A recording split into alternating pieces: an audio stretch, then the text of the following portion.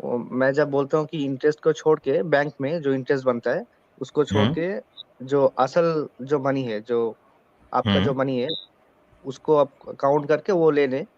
تو سامنے والا کہتے ہیں کہ آج کل کے دنیا میں اتنا سب محنت کون کرے گا، اتنا محنت نہیں کیا جا سکتا، اصل کو انٹرسٹ سے مائنس کر کے اتنا کون محنت کرتا ہے، یہ سب نہیں کیا جا سکتا۔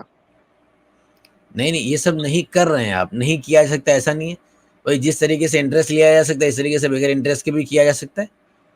بھائی۔ ہاں اگر یہی بات بالکل ہے کہ نہیں کیا جا سکتا ہے تو کیا بھی جا سکتا ہے، اگر یہ بات ہے کہ کوئی نہیں کر رہا ہے تو یہ غلط ہے بھائی۔ آپ سے زیادہ لوگ، جتنے لوگ بینک اکاؤنٹ کھلوائے ہوں گے اس سے زیادہ لوگ ہوں گے جنہوں نے بینک اکاؤنٹ نہیں کھلوایا ہوگا نا، اس سے زیادہ ہی لوگ ہوں گے۔ اگر انڈیا ہی کے سینیریو میں دیکھ لیا جائے تو کیسے چل رہی ان کی زندگی، کیسے وہ لوگ چل رہے ہیں، کیسے ڈیلنگ کر رہے ہیں، اور اس سے پہلے اب تک کیسے ہو رہے تھے، اب تک کی دنیا کیسے چلتی آ رہی تھی، اس کے بغیر ہی چل رہی تھی۔ تو دونوں اعتبار سے آپ غلط ہیں۔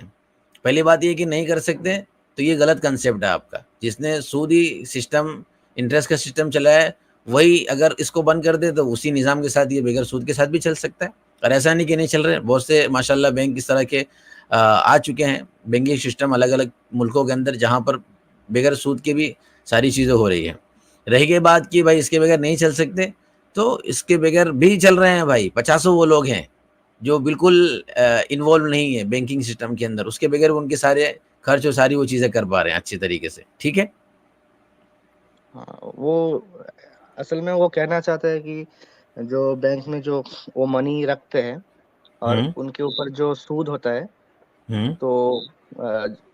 ایک مہینے بعد 2 مہینے بعد جب وہ منی وہ اپنے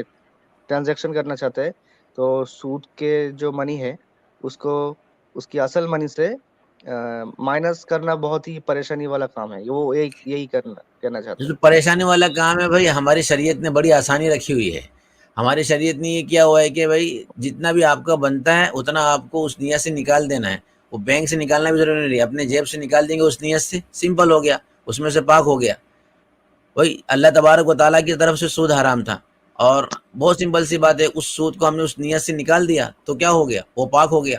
پھر تو زکوٰۃ کے اوپر بھی آبجیکشن ہو جائے گا۔ زکوٰۃ بھی کیا ہوتا ہے، اپنا کچھ مال ہے اس میں سے مال الگ کر کے دے دینا ہوتا ہے، تو بظاہر کیا سمجھ میں آتا ہے، وہ مال ہی تو تھا، یہ والا مال دو، یہ والا مال دو، تو دکھ رہا ہے پاک ہوتا ہوا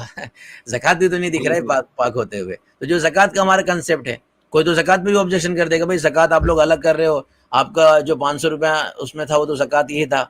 نہیں سمجھ میں آئے گی نا یہ چیز۔ تو سیدھی سیدھی بات ہے، اسلام ہمیں مکلف کیا کرتا ہے، ہمیں مکلف اسلام یہ کرتا ہے آپ کی جو زکوٰۃ بنتی ہے آپ الگ کر لیں، پیسے کو نکال دیں اللہ کے نام سے، اللہ کے لیے جو ہے وہ دے دیں اس مستحق کو، آپ کی زکوٰۃ ادا، آپ کا مال پاک ہو جائے گا۔ سمپل سا فارمولا انٹرسٹ کا ہے کہ جو بنتا ہے آپ کا، آپ کے پاس جو پیسے اس کو نکال دیں۔ اب وہ ایک ایک پائی پائی کے اندر گھس چکا ہے، ہمارے ہر نوٹ کے اندر، ہمارے ہر پیسے کے اندر سود گھس چکا ہے، ایسا نہیں ہے۔ ہم یہاں سے اس نیت سے نکال دیں گے، سارا پیسہ ہمارا پاک ہو جائے گا، بہت سمپل ہے، شریعت اتنی مشکل نہیں ہے ہماری،